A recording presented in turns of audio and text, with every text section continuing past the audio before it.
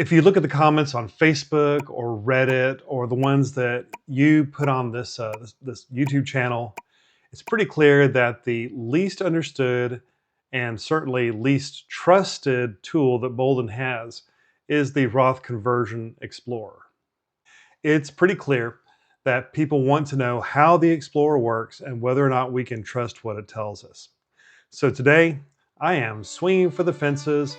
I'm going to try to figure this thing out.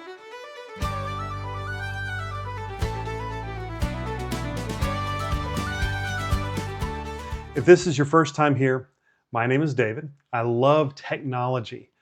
And on this channel, I talk about technology as it relates to people who are approaching retirement or who are already there. So if you end up making it all the way to the end of today's video and you got something out of it, I would really appreciate it if you would give it a like. And if you haven't already, please subscribe so that you can see videos like this in the future. Thank you. This video is probably my most research-intensive video so far. If you're like me, the Roth Conversion Explorer feels like some kind of this magic black box that we feed it our plan, we answer a few key questions, and then it spits out a bunch of very expensive Roth conversions on a calendar that's supposed to help us with making our plan the best it can possibly be. I've learned a lot over the last few days. And I hope that what we cover in the next few minutes will help clear the air about the Boldin Roth Conversion Explorer tool. All of the information that I cover in this video, I got from Boldin, from either the training videos or the help files, the release notes. So I went through all that trying to find what I could. And I haven't reached out to Boldin with this document to verify any of this because this all came from their stuff. So I'm going to go ahead and assume that it's true. Now, I did try to go in and do some of my own testing to verify what I could. And quite honestly, I don't have enough time to go in and create enough scenarios to test to see whether I think all of these work the way that Boldin says they work. This video comes to you for free. So remember to take it for what it's worth. So we're going to do these things. I'm going to cover what the tool does and why I think it does what it does. We're going to cover a list of its capabilities and, more importantly, its limitations. And then I'm going to just go through a list of strengths and weaknesses, just a few things that the system handles behind the scenes that you need to look out for. So by the time we get to the end of this video, you'll have a good idea of what the Boldin Explorer does, how it does it, and whether or not, at least in your opinion, you feel like you can trust the results. So away we go. Let's talk about what the Roth Conversion Explorer actually does. So based on the model you choose, you're going to be using one of two different distinct calculation methods. There's rule-based optimization, and then there is goal-based optimization. The tax bracket limit and the IRMA bracket limit, those are rule-based optimization models. This is a deterministic model. You, the user, you set these hard boundaries. And then the math comes back and it tells you what you need to do to meet those boundaries. However, keep in mind, this type of a model, this rule-based optimization, does not assess whether doing any of these conversions actually maximizes your lifetime net worth or in any way improves your retirement chance of success. It simply obeys the hard constraints that you've given it. Now, with goal-based optimization, the model uses an iterative process to converge to either the highest estate value or the lowest lifetime tax liability. This is a deterministic iterative process.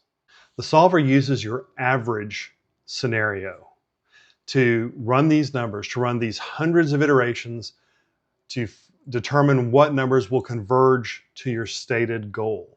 It does not run a Monte Carlo simulation inside the Explorer itself.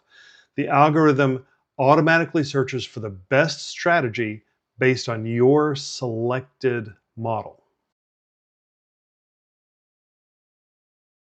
When you do a conversion, Uncle Sam's going to get his share. You have to pay your taxes. So, what happens when a conversion triggers a tax bill? How does Boldin handle that? Well, recall that the Explorer asks you, is it okay to pay for the tax liability of Roth conversions with tax deferred funds? If you say no, then the Explorer is going to be very strict.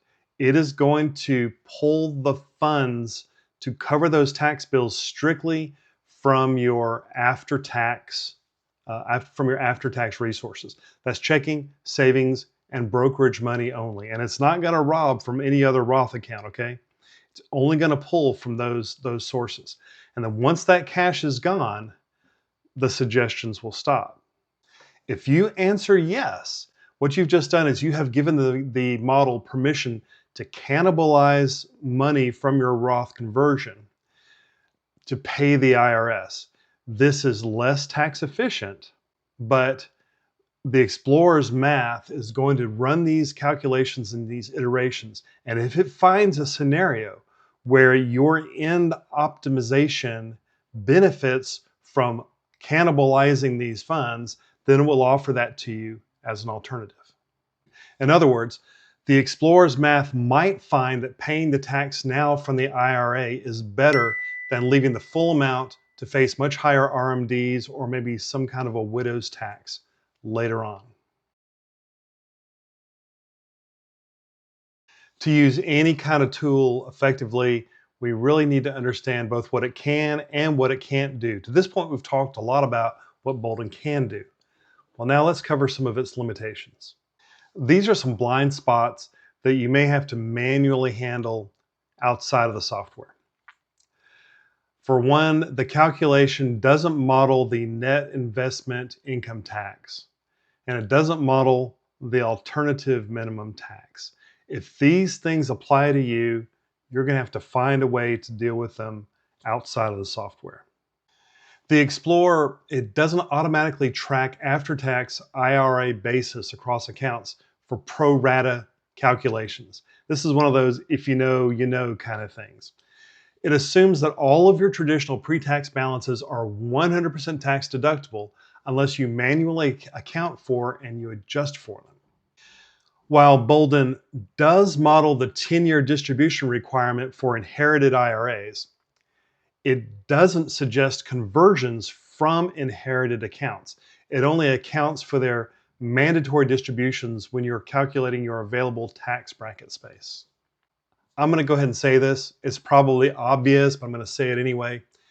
The Explorer works strictly with generic account balances. It can't evaluate individual stock positions. It can't evaluate mutual funds or anything within a single account to suggest to you any asset-specific conversions.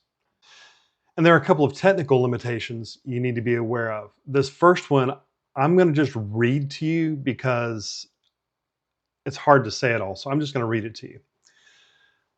For simplified state tax deductions, the system models state-level exclusions for states with no income tax, states that exclude all retirement income, and that's Iowa, Illinois, Mississippi, and Pennsylvania, and the specific 4% government pension exclusion in New York. So I had to read that to you because I can't remember all that stuff.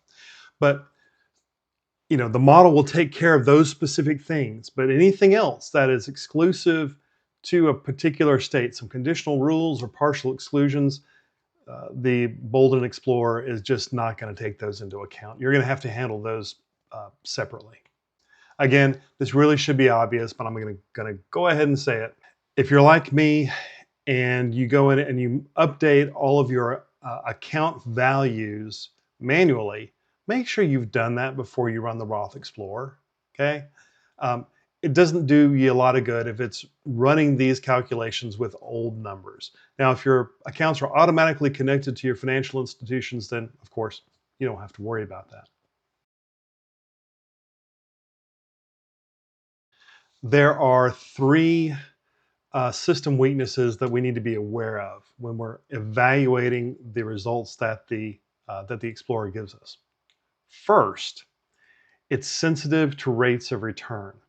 Because the calculation extends over decades. A small change in a value on a return, like if instead of 6.5% on an account, you tell it 7% or 7.5% return for a particular account, that could have a drastic impact on how it gives you these calculations. It might flip from doing several Roth conversions to doing no Roth conversions. So just be aware of that hypersensitivity. Secondly, the Explorer has a built-in guardrail that prevents the algorithm from suggesting excessively high tax conversions. What it does is it caps your annual conversions to the plan's maximum effective tax rate. Okay. What this means is that while it's protecting you from these really big conversions, it also means that theoretically, it might be preventing you from seeing a conversion that could perhaps be more optimal than the ones that the plan is suggesting. So just keep this in mind.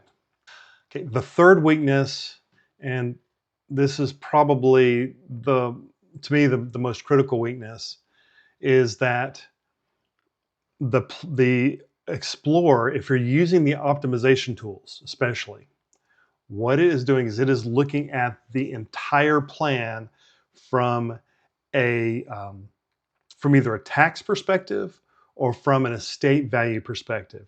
It's not really looking at a cash flow perspective. Okay, so if for some reason you have a set of circumstances that where a modeling a large Roth conversion or several large Roth conversions at the beginning of your plan actually creates a mathematically optimal result for your estate value, or maybe a mathematically optimal result for a minimum tax situation. The plan doesn't look to see if you've got enough cash on hand to take care of your living expenses. Okay. It's not this ignores cash flow. And so um, the end result is it could give you an optimum larger estate value at the end of life, but then it can crash your retirement chance of success. This happened to me when I first started trying to use the Boldin Explorer. What I found was it would give me these really big conversions, and then I applied them to my scenario, and my chance of success in the Monte Carlo results would drop 15 or 20%, and I couldn't understand why. I thought this was supposed to make my plan better. Well, it's better, if you optimize for one thing, you are not optimizing for another. So you've got to go back and look and check this to make sure that the recommended uh, Roth conversions don't injure your cash flow sometime during your retirement plan. And if you remember, I addressed this when we went through the walkthrough. There's a switch you can turn on and you can tell it, I want to protect at least this much in my after-tax accounts. And you can give it a number, $100,000, $300,000, $500,000 to kind of take care of this early plan liquidity issue. I sound like I'm talking negatively about the Roth Conversion Explorer. I'm really not.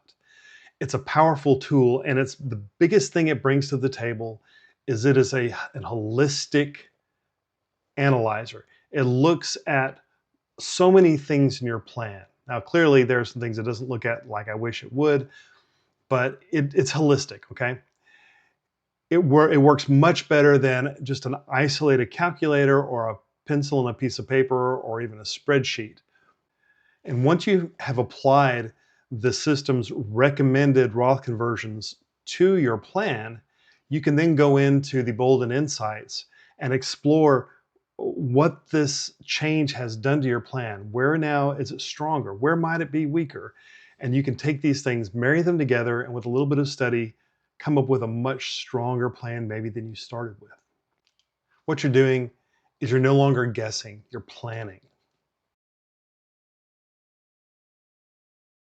So let's go back to the question I asked at the very beginning.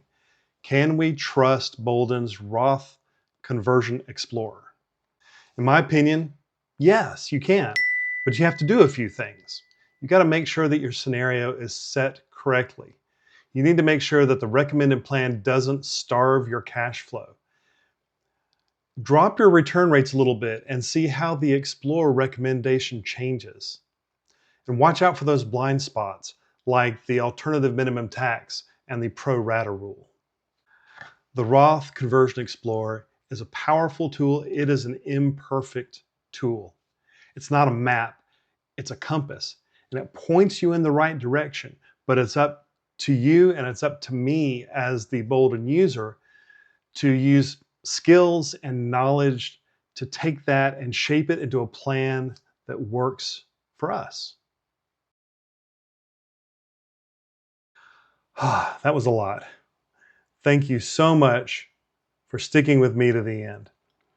If you have any thoughts or comments about this video, if you disagree with me, anything like that, please put them in the comments below. If you have some ideas for things you'd like for me to cover, also add that to the comments. I really enjoy hearing from you. And I hope that your retirement is even better than you could possibly imagine. Until next time, take care.